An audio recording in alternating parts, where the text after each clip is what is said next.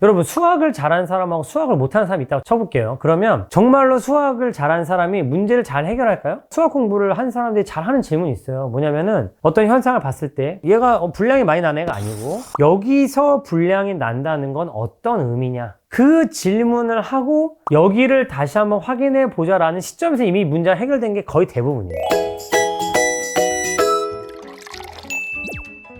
여러분, 제가 강연을 많이 다니니까 질문을 많이 하시는데, 사실 그 중에 하나가 우리 아이가 수학을 싫어하면서 하는 질문이 뭐냐면 수학을 왜 공부해야 되는지 모르겠다, 이런 질문을 많이 한다고 하시거든요. 대답은 여러 가지 해줄 수 있겠죠. 뭐 수학은 생각하는 힘을 기르는 학문이야, 똑똑한 사람이 되기 위해서는 꼭 해야 돼, 우린 논리를 배울 수 있어, 수학은 과학의 언어, 여러 가지 얘기를 해줄 수 있는데 애들이 별로 와닿지 않는 것 같긴 해요. 그죠? 근데 이제 우리가 수학을 교육을 하면서 이걸 늘 강조해야 되는 건 맞는데 아이들한테 정말 와닿는 거는 뭔가 실제적인 예가 아닐까 정말 생각을 합니다. 제가 아이들하고 얘기를 하면서 자주 이런 얘기를 해요. 선생님이 회사에서 수학을 잘해서 선생님이 어떤 일을 잘했길래 상을 받았고 어떤 많은 문제들을 해결할 수 있었는지 아이들한테 자주 설명을 해주고, 결국은 이런 걸 하기 위해서 필요한 게 뭐였냐면 수학을 공부를 열심히 하는 사람들이 이런 걸 잘할 수 있다 라고 말을 하기 때문에 저희 학원 애들은 이제 좀 받아들인 것 같아요. 제 아이들도 받아들인 것 같고요. 제가 한번 그 얘기를 한번 해보려고 하는데, 여러분, 수학을 잘하는 사람하고 수학을 못하는 사람이 있다고 쳐볼게요. 그러면 정말로 수학을 잘하는 사람이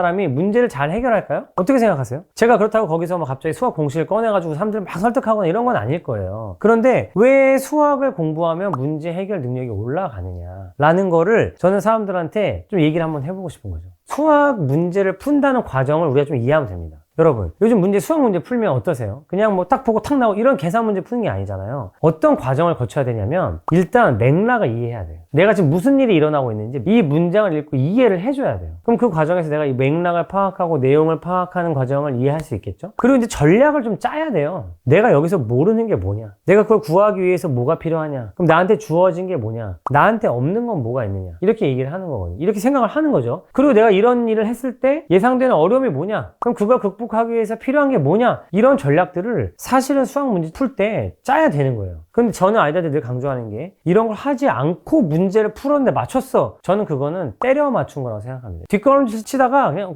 밟은 거예요. 실제 문제 풀 때 저는 아이들한테 문제 풀기 전에 이 문제에서 구하라는 게 뭐야, 필요한 게 뭐야, 이거 어떻게 구할 거야, 이거 하다 보면 어떤 어려움이 있겠어, 함정이 뭐가 파져 있니, 네가 만약에 이 문제 조금 더 어렵게 만든다면 어떻게 어렵게 만들겠니, 이런 거 애들한테 계속 물어봐요. 이거를 말할 수 없으면 너는 이 문제를 사실은 풀 수 없는 거다, 이렇게 얘기를 하고요. 세 번째가 뭐냐면 그 문제를 잘 풀어요. 그러고 나서 뭘 하냐면 이 문제를 풀기 위해서 내가 지금까지 알고 있는 지식들을 동원해야 돼. 이거를 풀어내기 위해서 내가 나한테 필요한 것들이 뭐가 있느냐, 이런 거를 해결할 수 있는 무기로 여태까지 배운 게 뭐가 있지? 라는 걸 떠올리고 실제로 적용을 해야 돼요. 마지막에 뭐가 있냐면 아이들이 요 과정을 많이 빠뜨리는데 내가 낸 답을 어떻게 해야 돼요? 검증을 해야 됩니다. 이걸 빠뜨리는 아이들이 어떻게 하냐면 우리 반이 40명인데 여학생이 수를 구하랬어요. 근데 여학생이 45명이 나와. 이상하잖아요? 우리 반이 40명인데 여학생이 45명이 나왔으면 이상하잖아요. 근데 답을 내요. 왜? 내가 낸 답이 타당한지 아닌지를 검토하는 과정에 빠져있기 때문인 거죠. 다시 한번 생각을 해보면 우리가 문제를 풀기 위해서 일단 문장과 맥락을 이해한 다음에 거기서 나한테 주어진 것들을 파악하고 나한테 없는 게 뭔지, 내가 이 문제를 어떻게 해결할 수 있는지를 잘 고민을 해본 다음에 내가 가지고 있는 것들을 충분히 활용하고 끌어와서 이 문제를 풀어. 그 내가 낸 답을 다시 한번 어떻게 하죠? 이게 맞나 틀리나 다시 한번 검증하는 과정을 거쳐야 돼요. 이게 저는 문제 해결의 프로세스라고 생각하는 겁니다. 그리고 실제로 제가 회사에서 문제들을 해결할 때 여기서 벗어난 게 거의 없는 것 같아요. 근데 이런 것들을 결국은 계속 하다 보면 이런 과정이 익숙한 사람들이 잘 하게 되는 질문이 제가 봤을 땐 두 가지가 있어요. 첫 번째가 뭐냐면 어떤 현상을 봤을 때 얘가 분량이 많이 나는 애가 아니고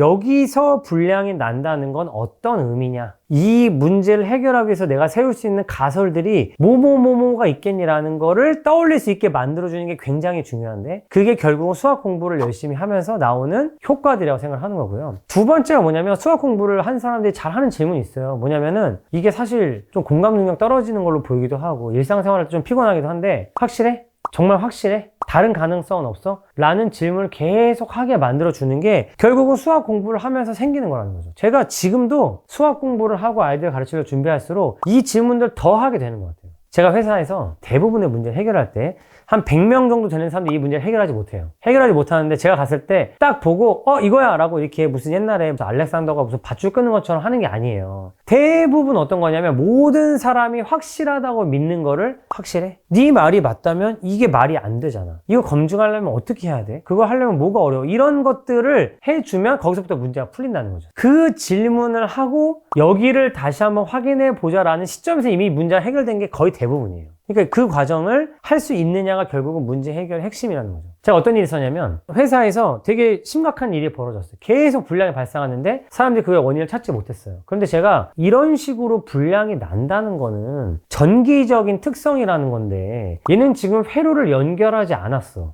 회로를 연결하지 않았는데 전기적인 특성 같은 문제가 계속 발생해. 그럼 뭘까? 고민해보니까 답은 그럼 정전기 아니야? 라고 생각해서 문제 해결한 적이 있어요. 근데 아무도 정전기라 생각하지 못했거든요. 그럼 정전기인지 확인하려면 어떻게 해야 돼? 습도를 확 올려보면은 알 수 있겠다. 그리고 습도를 올려보니까 해결이 됐어요. 무슨 얘기냐면 이거 정전기 특성인데? 라고 생각하고 어떻게 하면 확인할 수 있지? 라고 하니까 그 문제 해결됐다는 거죠. 근데 재밌는 건 뭐냐면 같이 일하는 분들끼리 정전기 문제가 진짜 중요하구나 라는 생각을 하게 됐어요. 나중에 또 다른 종류의 불량이 터졌는데 그 불량도 되게 심각했어요. 근데 사람들이 저번에 나왔던 정전기 불량하고 얘하고 비슷하게 생긴 거예요. 사람들이 다 이건 정전기다. 설비도 바꾸고 소재도 바꾸고 설계도 바꾸고 여러 가지 일을 했는데 안 되는 거예요. 그래서 제가 나중에 가서 뭐라고 했냐면 그 정전기 확실하냐? 사람들이 확실하대요. 제가 가서 봤거든요. 가서 보니까 이슬이 맺히더라고요. 근데 여러분 아시죠? 이슬이 맺히면 정전기가 잘 발생하지 않아요. 정전기는 건조할 때 발생하는 거거든요. 그래서 제가 정전기 아닌 것 같은데? 라고 생각하고 다른 방법을 찾아보니까 또 해결된 적이 있다는 거죠. 결국 모든 문제의 해결은 이게 무슨 의미를 가지는 거야. 그 다음에 이게 정말 확실해? 이런 대답에서 시작이 된다. 근데 여러분 생각해 보세요. 이런 질문을 평소에 공부에 적용하고 있는 애가 있어요. 내가 정말 열심히 한다 잘할 수 있을까? 쟤도 열심히 할 텐데 나도 열심히 할 거 아니야. 내가 쟤를 이기려면 어떻게 해야 돼? 그럼 내가 쟤를 이기기 위해서 어떤 방법이 있을까? 그걸 내가 정말 할 수 있을까? 내가 어떤 도움이 필요할까? 이런 고민들을 계속 하고 있는 애들이 있어요. 그럼 이런 거죠. 선행학습은 무조건 해야 된대. 무조건 2년 3년 빼야 된대. 그럼 어떤 사람들 애들은 정말 선행학습 무조건 해야 돼? 쟤 선행학습 안 하는데 잘하는데? 쟤 선행학습 했지만 못하는데? 이런 예외들이 있는데 꼭 무조건 해야 되는 거야? 이런 식의 사고를 계속 머릿속으로 하고 있는 애들이 있어요. 이런 애들은 결국 공부도 잘할 수밖에 없고 이런 애들은 못 이긴다는 거죠. 그런데 이런 문제 해결 능력을 길러주는 과목이 곧 뭐다? 그게 곧 수학이라는 거죠. 맥락을 이해하고 여기서 의미하는 것들을 잘 정리해서 생각해보고 내가 써먹을 수 있는 것들을 생각해서 전략을 짜보고 내가 낸 답을 다시 한번 검증해. 문제 해결 능력. 이게 수학에서 길러주는 거고요. 이걸 길러주면서 어떻게 한다? 다른 능력치들도 같이 올라간다는 거죠. 그런데 우리가 수학을 잘하게 하기 위해서 그냥 드립다 많은 문제를 풀게 해요. 그러면 제가 아까 말씀드렸던 능력치로 문제를 푸는 게 아니기 때문에 그런 능력이 길러지지 않겠죠. 그래서 수학을 잘하는 아이들이 모든 과목을 잘한다는 전제가 저는 거기서부터 약간 흔들리기 시작한다고 생각합니다. 수학을 진짜 본질에 가깝게 생각했을 때 저는 뭐든지 잘할 수 있다. 심지어 공부도 그렇게 하는 거다. 저는 이렇게 굳게 믿고 있는 거죠. 여러분 결국 수학을 잘하는 아이가 전 과목을 잘할 수 있습니다. 저와 함께 아이들의 문제 해결 능력을 길러주고 싶으신 분들은 구독, 좋아요, 알림 설정